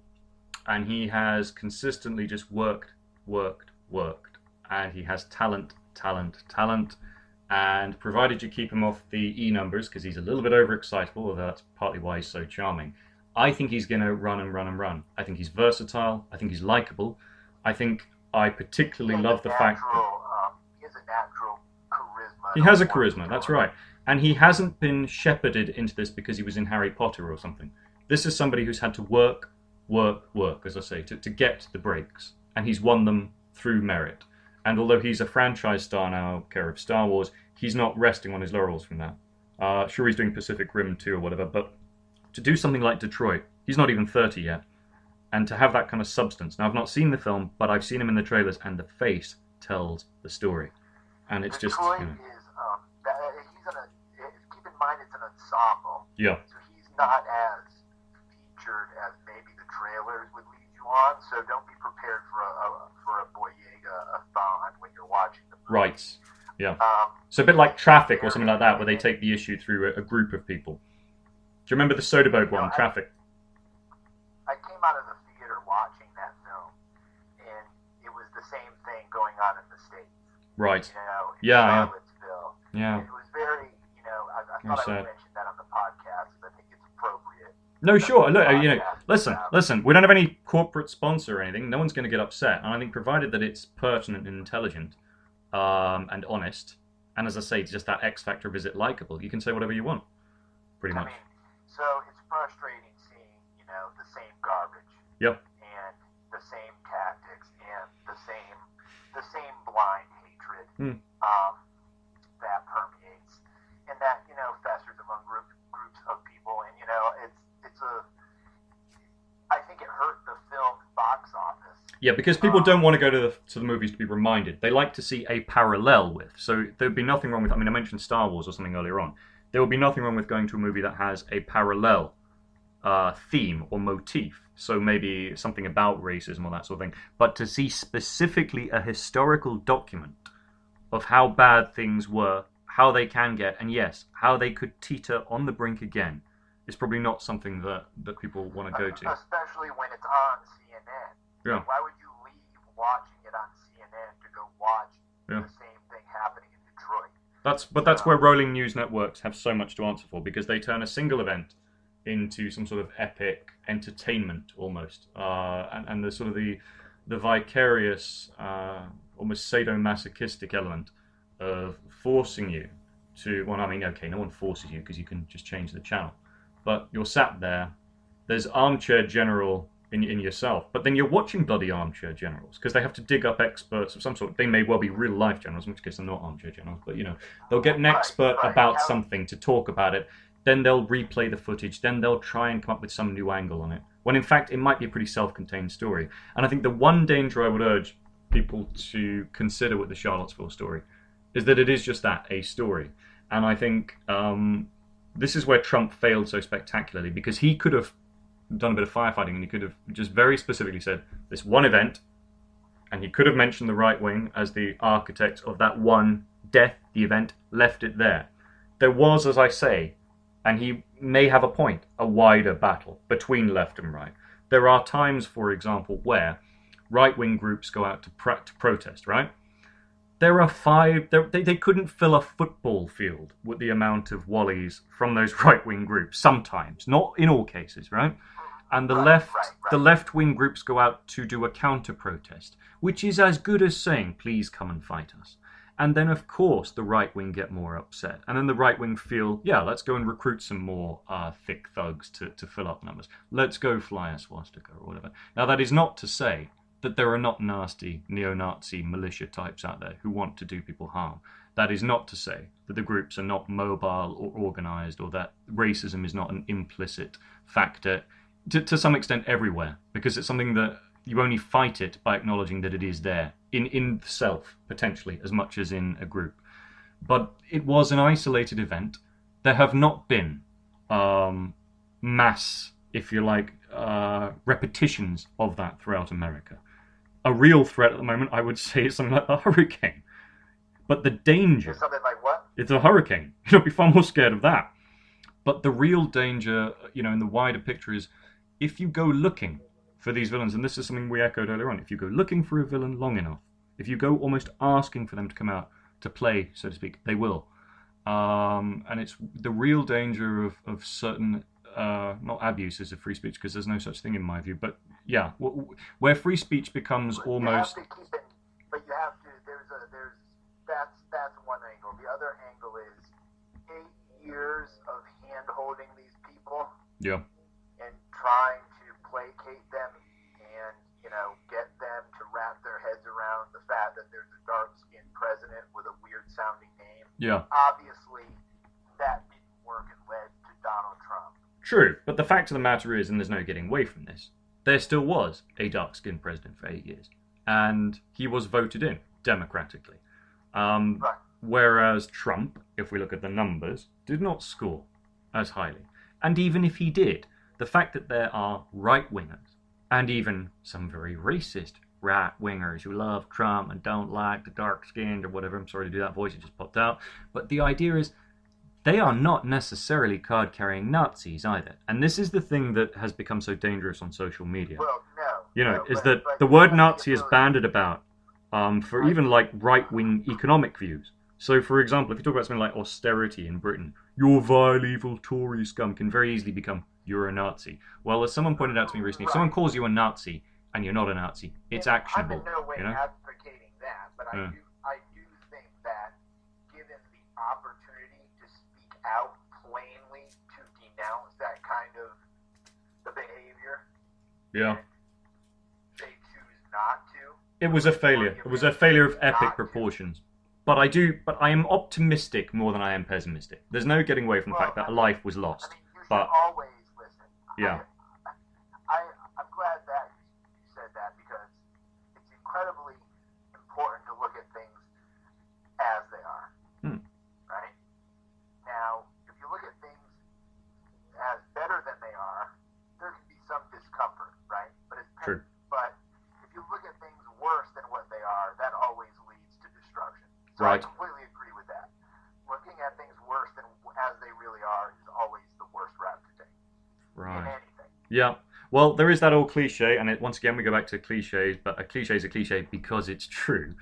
An optimist and a pessimist get to the same result, but an optimist has more fun on the way. And my feeling is that people are worried. The fact that people are worried about a rise in racism is a good thing, because it means people are worried about it rather than embracing it.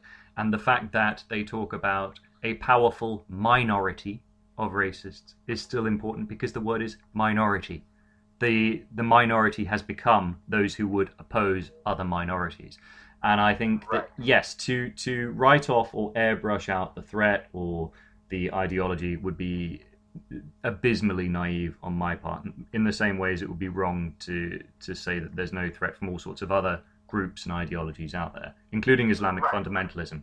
But I think the main thing to remember is that on the whole, Britain, America, the West, the free world are better on the whole at accommodating every conceivable kind of race, thought process, ability, gender combination, whatever, and accommodating with that the tensions that will arise from it, because that's the whole point of difference, which in turn expose the fact that those who oppose the very concept of difference simply don't belong logically in that civilized society. And ultimately, yes, it could be that their only way of expressing that will be violence, in which case, okay, they'll get arrested or they'll get shot down by the police. The bad side of that is, yes, they will occasionally equally get an innocent person in the wake of that. But that is a lot more comforting in its way, for even though there should never be even that one innocent death.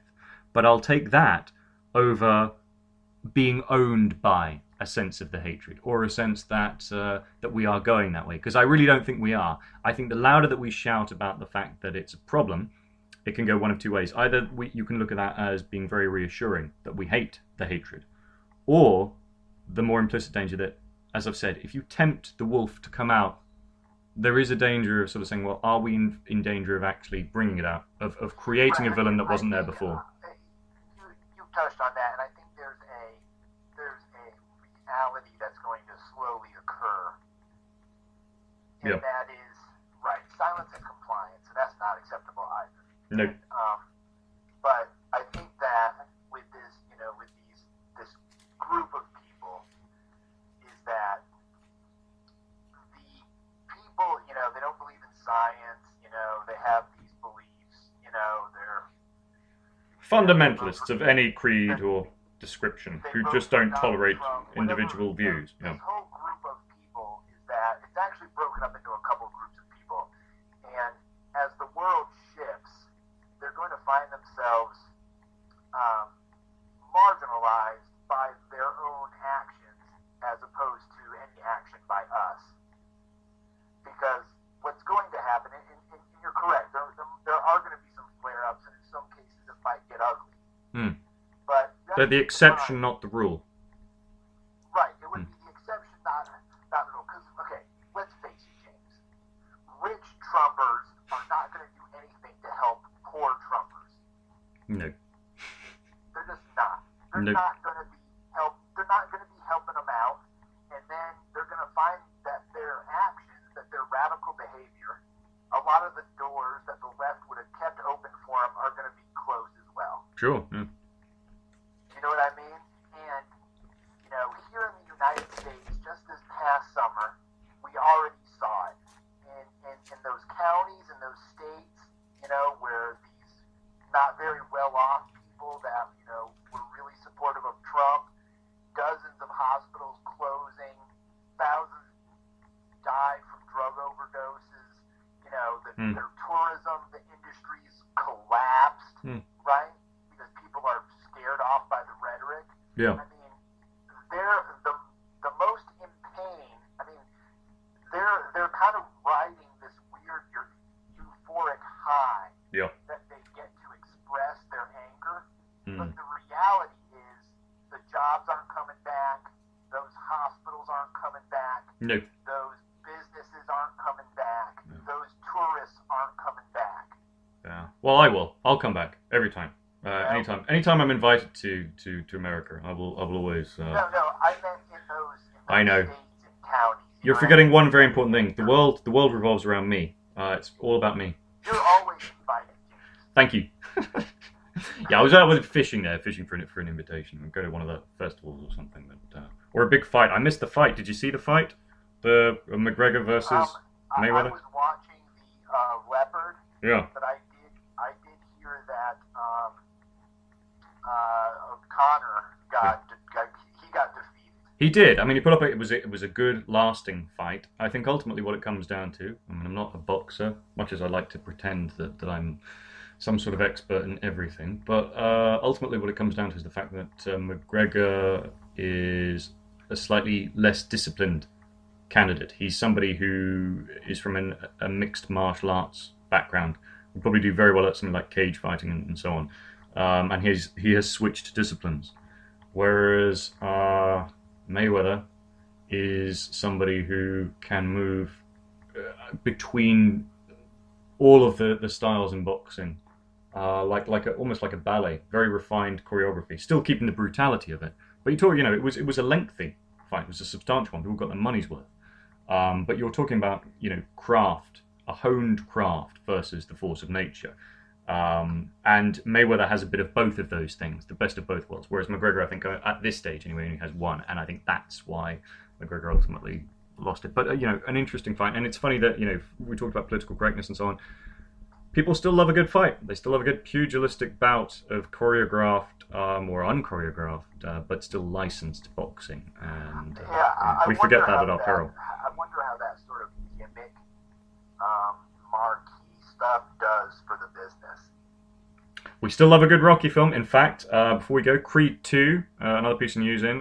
He's going to fight. They're going to have the face-off between Creed Jr., I think, and Drago. Dolph Lundgren is going to come back as sort of the bad guy. Stallone is taking a much more active role, I think, in the writing. So it'll be an interesting one. A bit more franchise-friendly, I think. But and they're going to Godfather to it. I don't. You know, I really like the. Of course, I love Rocky. And I think Rocky 2 is pretty good, and I think I like Rocky Balboa. Yeah. You know, it has like a couple awkward bits, but that's a really good movie. And then I thought Creed was good. I didn't think it was great. I thought it was good. And then I think that guy's a good director. I mean, I think it was well done. I think it was better than it had any business being. Yes. The concept, in my humble opinion. Yeah. So Creed 2 is just more franchise fare, is what you're saying. It's just the cartoon stuff that I don't like in Rocky 3 or 4 or 5. Like, I have no desire to see. Like, I'm not interested in seeing Creed 2. Like, I would. There is an interesting concept, though, however, that they may be both style and substance. So the style will come from Drago versus Creed Jr., which is the callback to Rocky 4. But there is a rumor, and must be treated as such, that Stallone has been quite ambitious with the writing, that he's giving the best of both worlds. So he's giving the fans of sort of the Rocky 3 to whatever, you know, the gloss of the Drago versus Creed fight. But underneath that, they're going to hop back and do prequel, and they're going to have a young Apollo. So the young Carl Weathers character and sort of the rise of him, which I think could be very interesting. I think it'll also be interesting to see what they do with Rocky. Do they kill him off? Because obviously hinting with the, spoiler alert again, with the cancer storyline they had in Creed. I hope they don't. But you never know. They might be brave with it. Get him the Oscar. Do the full-on death, Sly, and you'll get that Oscar for the acting. You came so close last time. But so Damien, we're winding down because obviously if we go on any longer, Damien will be here all night, and that's my fault because you're a pleasure to talk to. But we do have to go and eat and enjoy the bank holiday and that sort of thing. Where can we find you? Where can listeners find you? I've got to get going as well. Where can listeners find you? Twitter, etc., that sort of thing. Do you want to be found? If you don't want to be, we don't have to. But where can you be followed? I'm Damien K. Leahy on Facebook. I'm very personable on social media. Wonderful. I've got it streamlined. I put a lot in the social media and connecting with people, doing the promotion of my films. I don't do Twitter, Instagram. I just do my Facebook and my business email. Wonderful.